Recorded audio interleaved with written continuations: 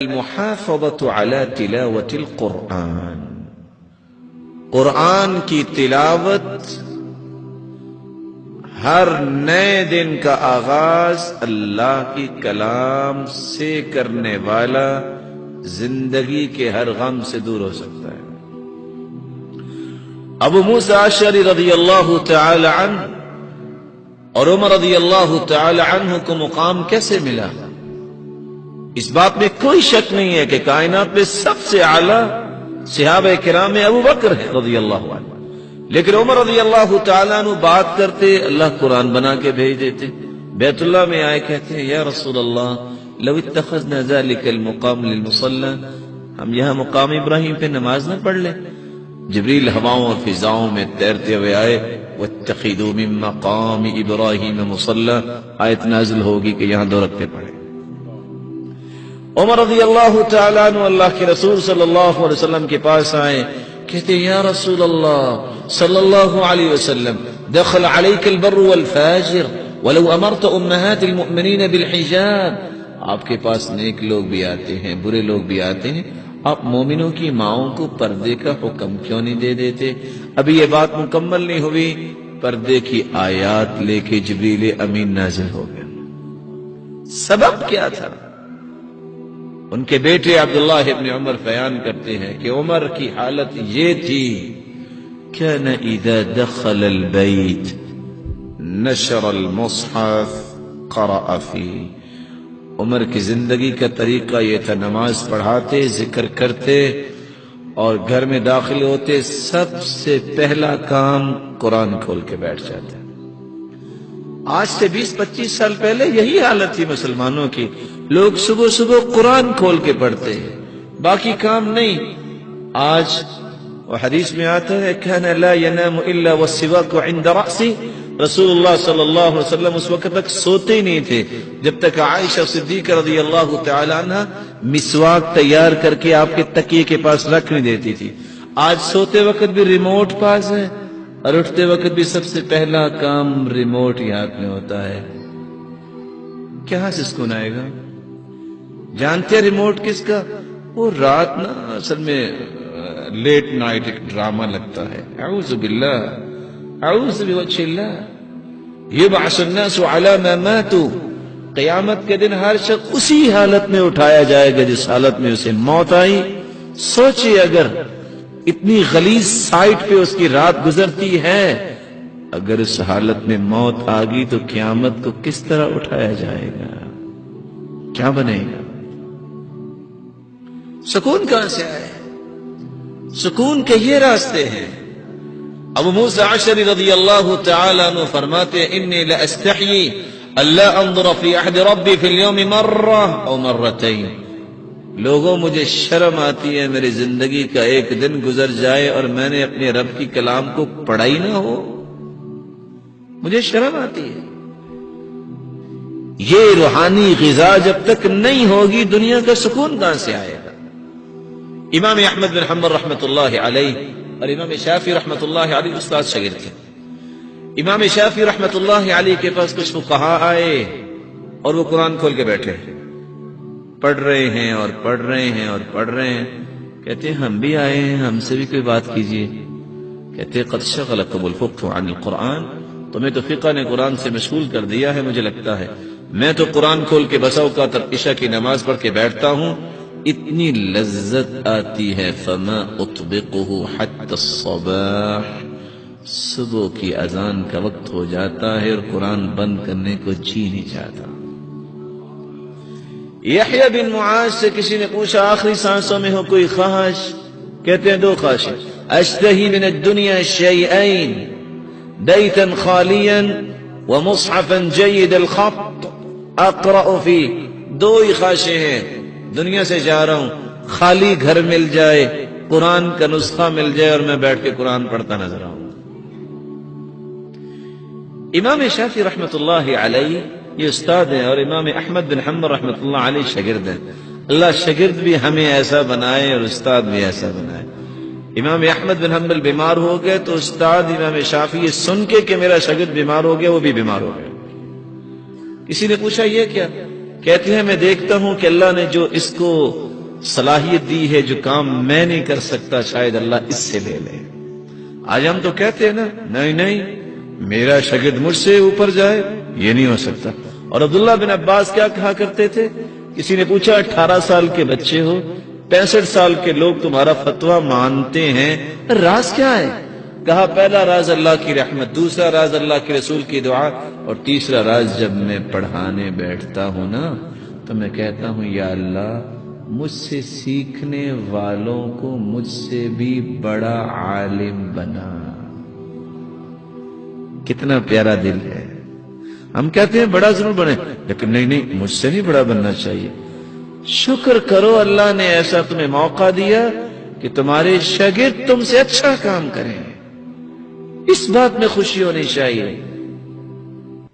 خیر امام شافعی رحمت اللہ علیہ کو دعوت دی امام احمد بن حنبل نے، گھر آئے۔ انہوں نے کہا بیٹا، اپنی بیٹیوں سے کہا کہ میرے استاد وہ آ رہے ہیں جس کے اندر 2 کوالٹیاں ہیں، ایک تہجد گزار ہے، ایک نہ کھانا بہت تھوڑا کھاتے ہیں۔ آج ہم کوالٹی کیا بیان کرتے ہیں؟ کھانا بہت کھاتا ہے۔ اور حدیث کیا کہتی ہے؟ بحسب ابن آدم لقیمات یقمن صلبہ فإن كان لا محالہ فثلث لطعامه وثلث لشرابه وثلث لنفسه۔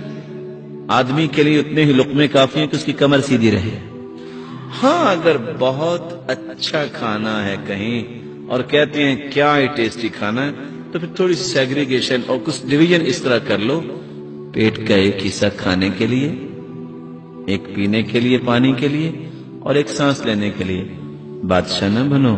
کچھ لوگ بادشاہ ہوتے ہیں نا، کہتے ہیں تینوں ہی سے کھانے سے تو بھرو نا، پانی دائیں بائیں آ ہی جائے گا، اور سانس کی کون سی بات ہے آئے نہ آئے۔ البتر تذهب الفطن، زیادہ کھانا انسان کو کند ذہن کرتا ہے، یہ صلاحیت نہیں ہے۔ اگر اللہ نے کھانے کے لیے پیدا کیا ہوتا تو کم از کم ایک گائے اور بھینس جتنا تو پیٹ لگایا ہوتا نا، لیکن نہیں لگایا۔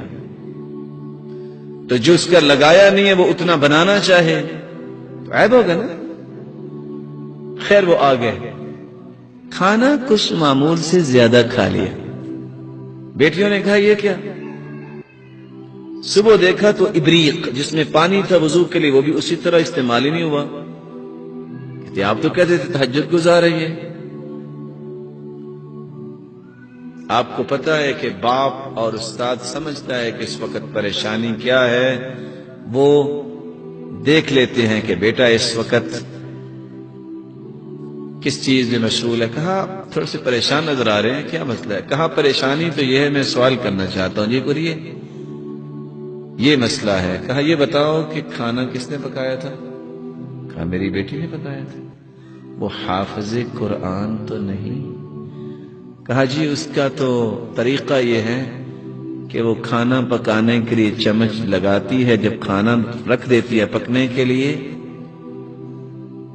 اور قرآن کی تلاوت شروع کر دیتی ہے، ادھر کھانا پک جاتا ہے، ادھر 5 پارے منزل مکمل ہو جاتی ہے۔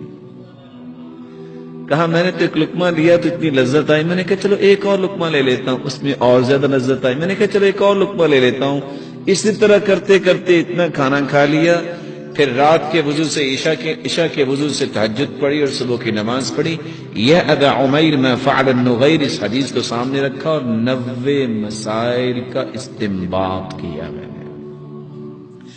آج جو ریموٹ ہاتھ میں ہو، موسیقی سننے والی بیٹی اور اخبار جہاں وقت ضیاء اور ڈائجسٹ پڑھنے والی بیٹی کھانا پکائے گی تو کیا اس کے کھانے میں برکت آئے گی؟ برکت تو آئے گی کہ جس کو اللہ نے توفیق دی ہے نماز پڑھنے والی اور قرآن پڑھنے والی، اس کے ہاتھ سے برکت آئے گی۔ یہی وجہ ہے کہ آج جگہ جگہ پہ ڈائیورس کیوں سنائی دیتی ہے؟ بازار سے کھانا کھانا جائز ہے، اس بات میں تو کوئی شک نہیں، لیکن سلف کیا کہتے تھے؟ جس گھر میں کھانا پکتا ہوگا نا اس گھر میں لڑائی نہیں ہوگی۔ آج اگر کھانا نہیں پکتا وہ کہتا ہے ٹھیک ہے مجھے بیوی کی کیا ضرورت، میں ہوٹل سے کھا لوں گا۔ کردار ادا کیا ہے گھروں کو توڑنے کا اس چیز نے بھی۔ اور گھر تو آپ کے سامنے بیوی وضو کرتی ہے، نماز پڑھتی ہے، آپ کو کیا پتا جہاں آپ کھانا کھاتے ہیں کتنے نمازی ہیں وہ؟ لیکن ہم نے کبھی سوچا سعادت سمجھتی تھی وہ عورتیں کہ یہ نماز پڑھے گا، تجارت کرے گا اسلامی، میں اس کو کھانا پکا کے دوں اور اس کے اجر میں شریک ہو جاؤں۔